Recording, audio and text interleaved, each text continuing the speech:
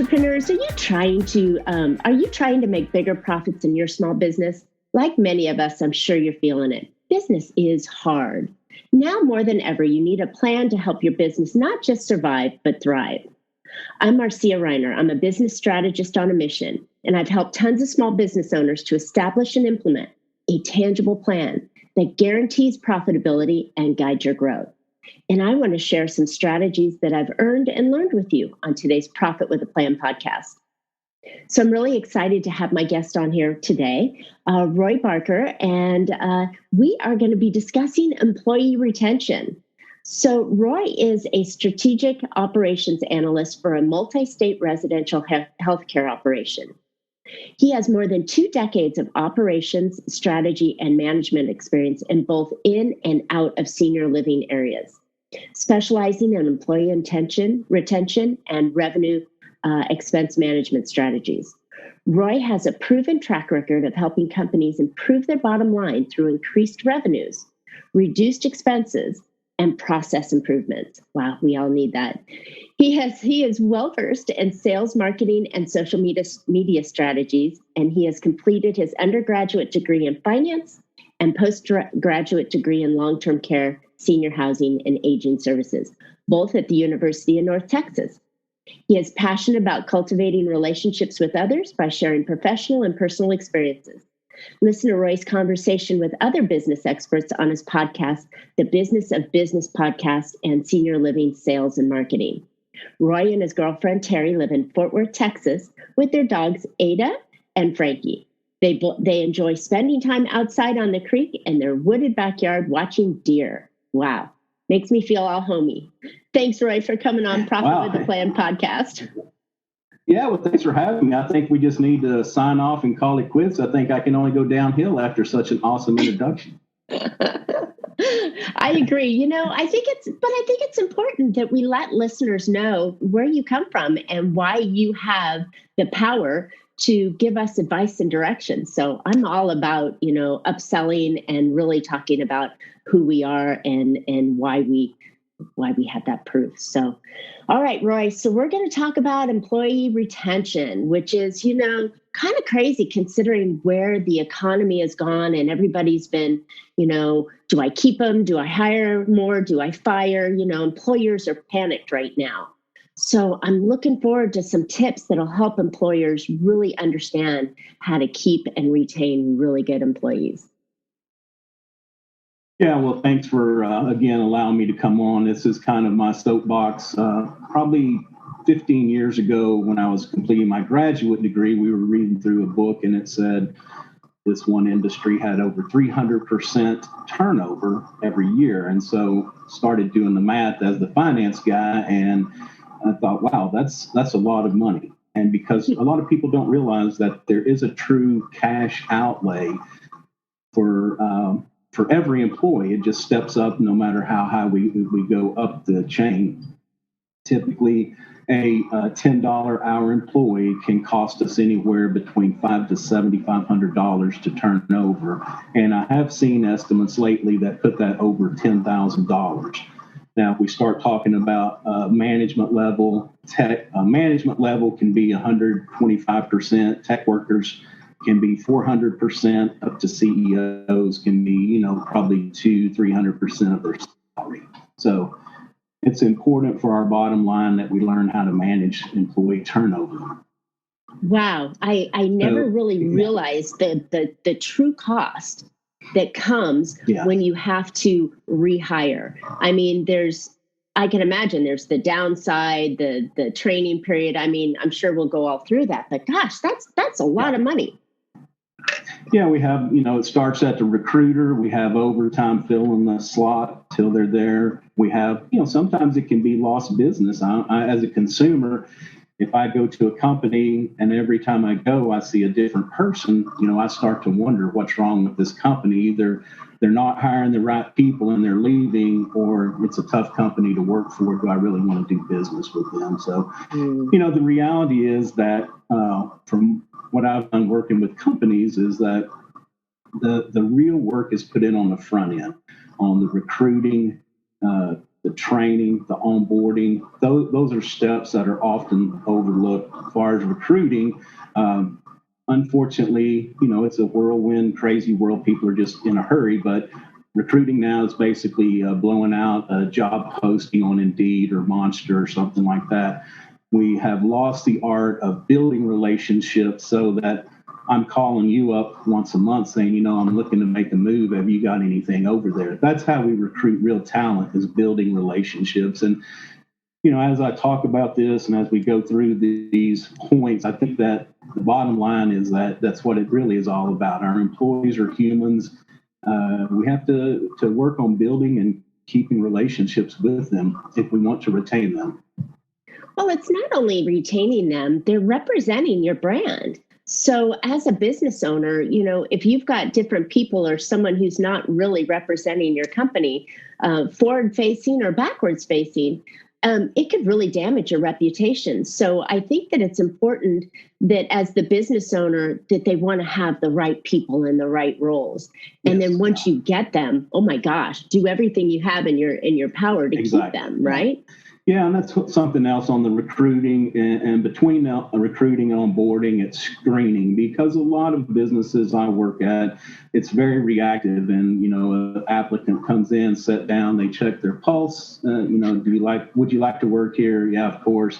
Ask them a few standard questions, and you're hired. They don't really do a due diligence of the skill set that I write down on my resume. I can fudge it a little bit, but I can skew it to this position. But the behavior that I exhibit, and I'm not going to even get into good versus bad behavior. We're going to just get into behavior in general. Is that, am I suited for a forward customer prospect facing sales role? I mean, if I come in, if I'm desperate and I'm just applying for everything, so you bring me in and I'm a good salesman, I do this, I do that. But, we need to really do a screening on that temperament. Am I going to be able to come in here and make those dials every day or send out an email? Am I going to be a representative of the company to you, the prospect? Is it going to be like, I'm so sick of calling you. Can you just please buy this thing? Because, sometimes if you don't have the right temperament, you can get very frustrated with this whole process. In the society of instant gratification, it's, it's kind of like the farmers, it's like we have to sow, cultivate, and then we harvest. And a lot of times we want to go from just sowing that seed to harvesting on the first phone call. And it's like, I'm here, I'm telling you my product's the best, and I just need you to buy. And it doesn't work that way. I mean, don't want to get off into the sales, but it can take sometimes 8 to 12 touches to actually make a sale. That temperament that I'm going to be able to take no, and I'm going to be able to sort through no's to find out when that's the case to you. Anyway, and I do like. Look, we're losing you. So hang on just a second. We lost that last little bit. Okay. We're having a little bit of technology challenges here with you. So we had lost that. But yeah, I think the importance of having the right temperament in the role is key to the success that they're going to have in there. So what else do we want to look for when we're looking at employees to bring them on in the right way?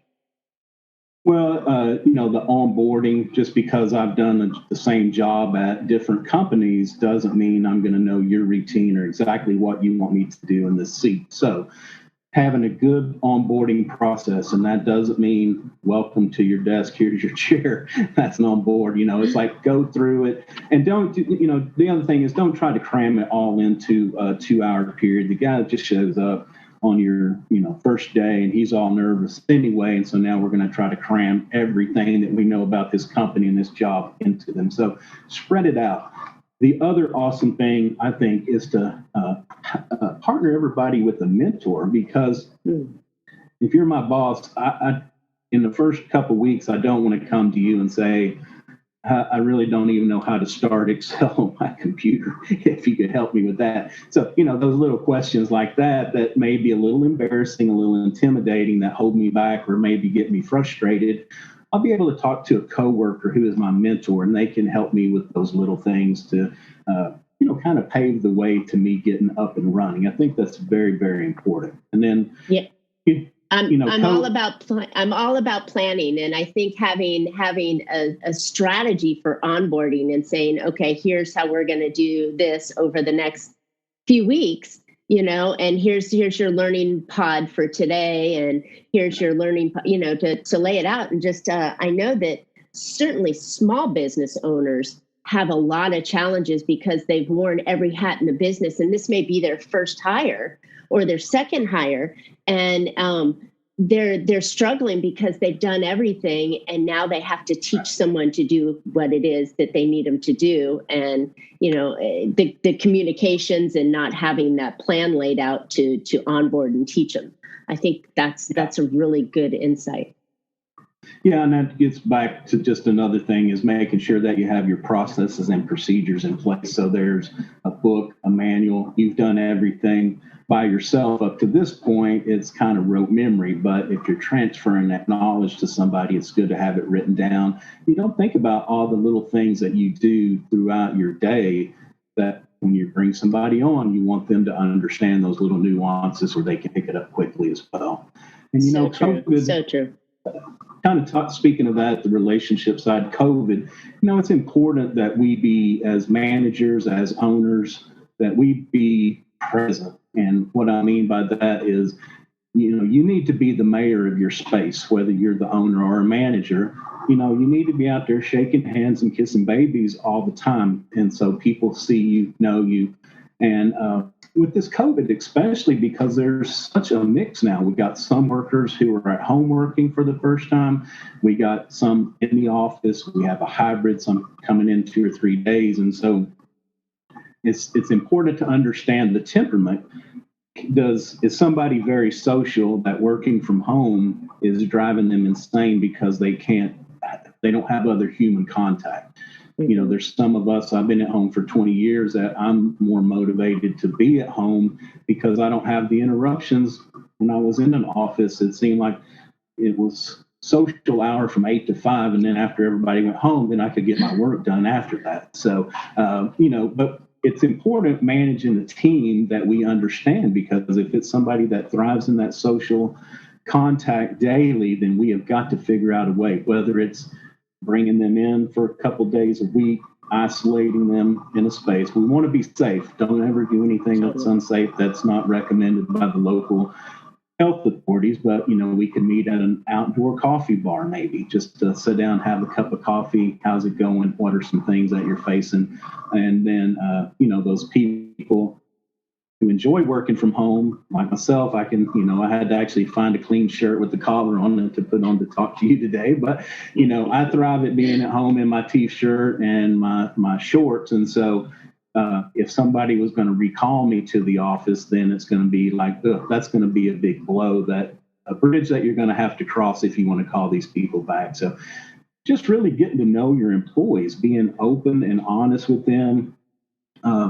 There's a new saying, and I call it the platinum rule. Used to we went by the golden rule, and it was treat others the way you want to be treated.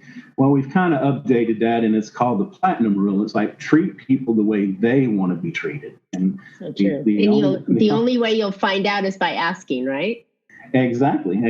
And there's another old saying that we probably have 2 ears and 1 mouth because we're expected to listen twice as much as we're talking. And so, really being a good listener, asking the right, it's all sales. I mean, we're always in the sales position. And if you're the owner, manager, we're selling ourselves to that employee. And it's like asking the right questions and then being quiet long enough to actually hear the answer, because it's a lot of stuff going on. This is a trying time for sure, but even in normal times, people have families, they got illnesses, they got kids in school, they got kids at home now.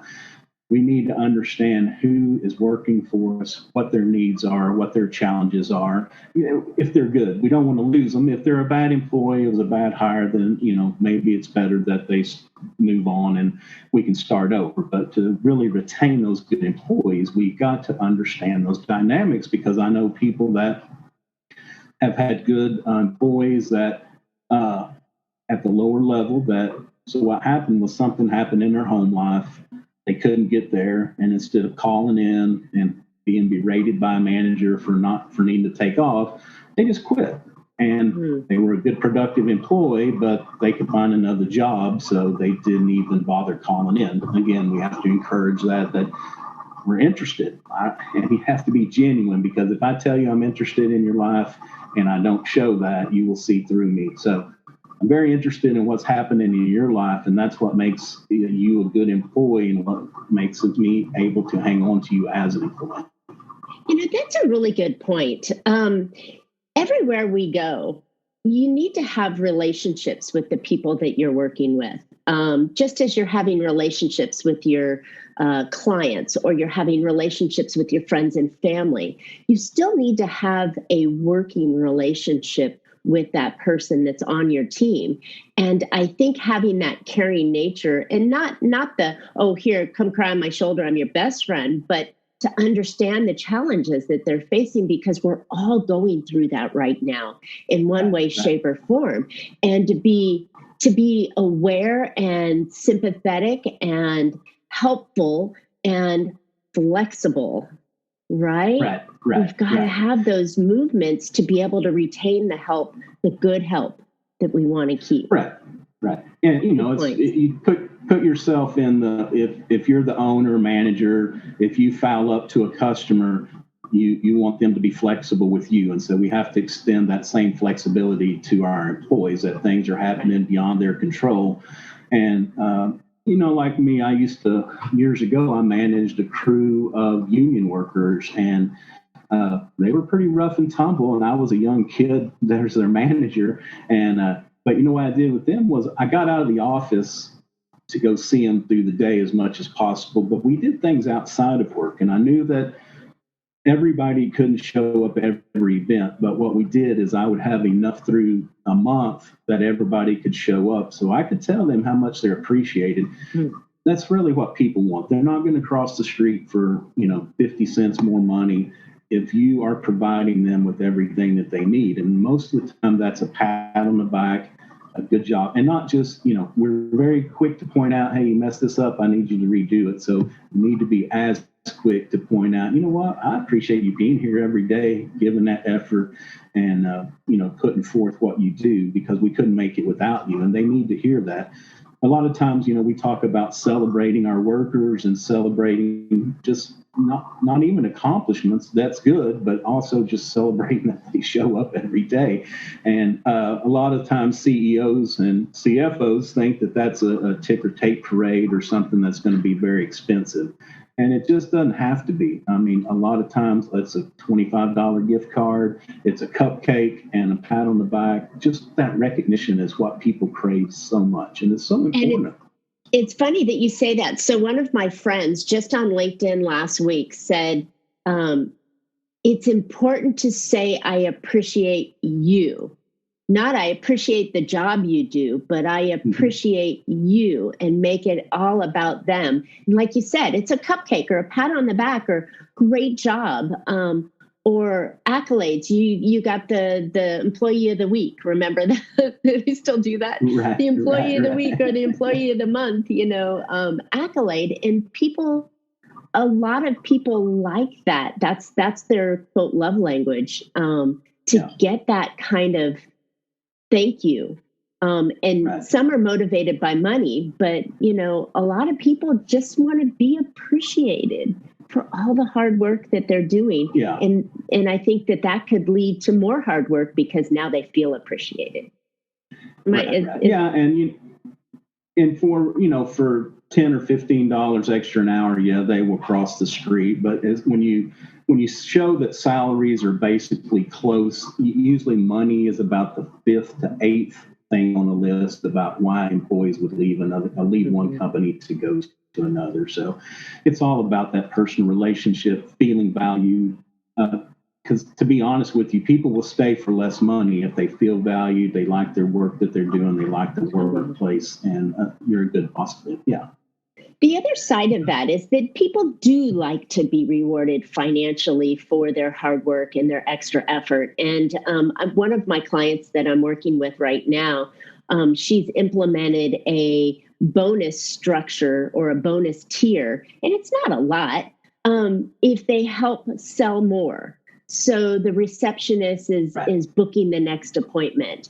They're offering referrals. So if they get more referrals coming in, or if they upsell she's a chiropractor. So if they upsell the supplements, then they get it. And there's a floor. So they've got to make their own salary.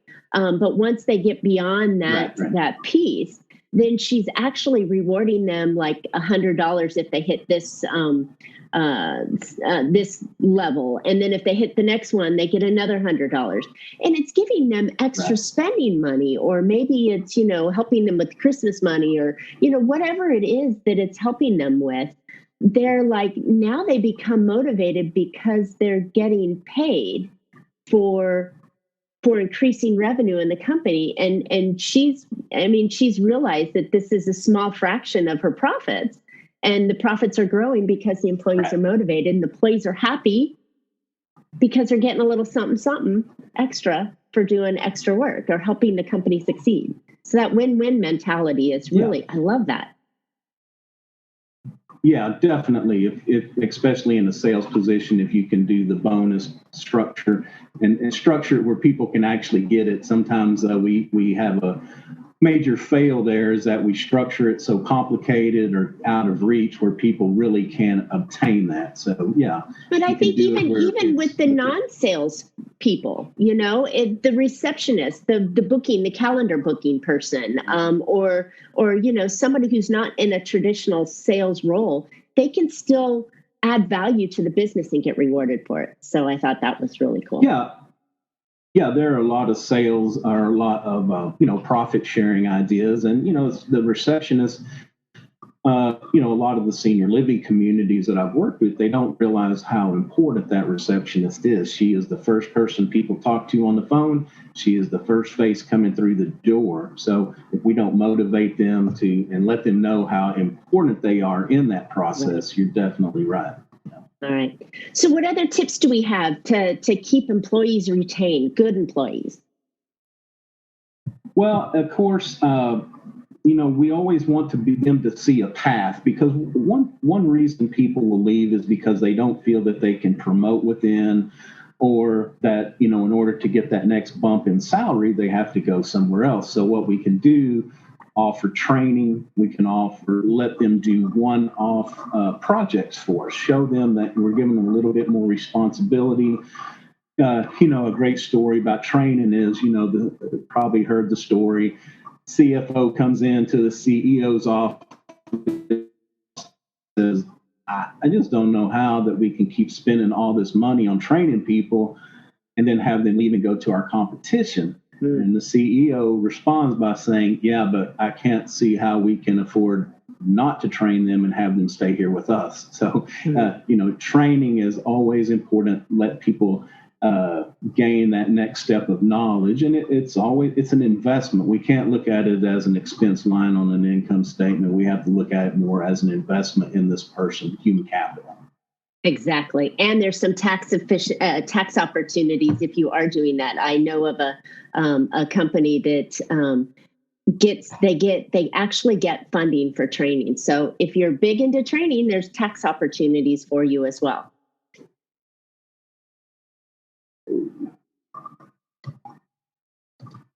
I think I might. Well, we can still see you. So can you hear us? The joys of technology.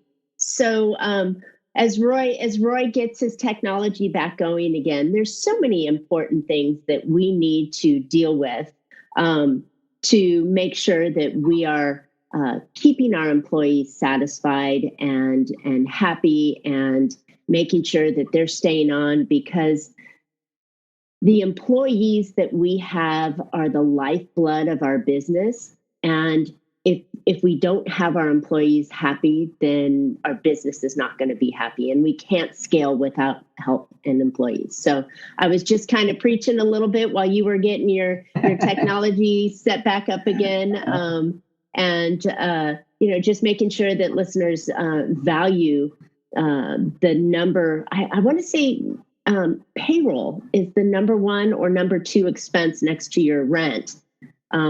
In your business. So, making sure that you're taking care of those people, so you're paying them correctly so they can work harder and grow your business. Leverage. Yeah, it's all about leverage. Typically what we'll see is, employee payroll be 50 to 70% of a lot of businesses. So it is a major part of it. And, the other thing that's kind of the message, the end message, I guess, that we want to give people is, I always say you want to be an employer of choice, not an employer of last resort. And so, we want to make sure that we're doing everything from the hiring process to recruiting, hiring process on down the line to make not only people want to stay, but make them want to come be here.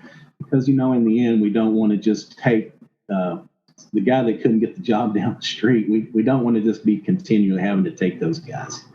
Yeah. So I think as a small business owner and an entrepreneur, which many of my listeners are, I think you don't have to be the highest pay, and if you're trying to get real valuable talent, it does involve pain, because depending where you live, like here in Southern California, it's quite expensive to live. So you have to pay at least a livable wage for them.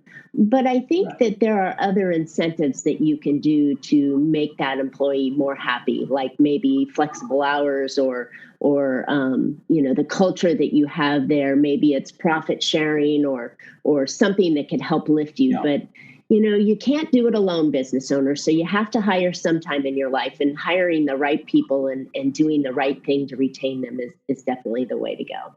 Don't you agree? Right. Yes, definitely. Yeah, we have to be creative, because if people are only stopping for money, then you can be kind of assured that somebody else will end up luring them away with more money. I mean, it's just a never-ending cycle. So, we have to be creative. What are things that we can do for them? Vacations? Can we give them a trip? Experiences. Baby boomers, that generation, they love experiences. And so you have to find out what each generation of workers, what motivates them. That gen, I don't know which one. The next one down below, the baby boomers, they're motivated by, charities and giving and things like that. So maybe making contributions to charities of their choice, or having a group outing where you go volunteer at a charity, things like that. And it all starts with communication. So, by sitting around the table and going, what do you guys want, or what motivates you? And especially even in the hiring process, to find out if they're culturally matching the community that you're trying to build inside of your company. I think that's another piece too. So, Roy, this is great information. And I think there's a lot of people that really, truly want to hear how to hire and keep and get the right team members on board with your second most important relationship next to your family, is your employees or your staff or your work environment. So I think that that's really important. Where can listeners find out more about you and what you have going on? Yeah, they can just go to www.roybarker.com. They can reach me at roy@roybarker.com. I'd be glad to chat. Always willing to try to, help small businesses any way that I can. Excellent. Well, we appreciate that. I know it is a really important piece to every business that's growing and wants to make more money in their business and more profits. So they have to get leverage of employees, and why not find the right ones in there? So this is wonderful. All right, so listeners, thank you for listening today. I hope you found an idea or two that you can put into your business that will help you be more profitable. And HR and human relations, human capital is so important to every business. So considering what's happened to businesses this year, Now more than ever, it's important to update your business plan. And not just a fluffy business plan, but an actionable plan to grow your profit, which includes your human capital. And I invite you to check out my new Big Profit Strategy 6-Day Sprint. And in just 1 week, you'll have a fresh new outlook and a real plan that will guide your growth. So sign up and join us for the next class, the next workshop at www.bigprofitsprint.com. And so I'd love to hear any of your questions. I know Roy would be willing to answer feedback or even ideas for future shows. So please subscribe and comment below and tell us what you think, or if you've got any ideas or absolutely questions for Roy. So you can always catch Profit with a Plan on any of your favorite podcast players. And we're looking forward to more great profitable information on next week's show. So until then, make your plans and profit with them. Thanks, Roy. Thank you very much.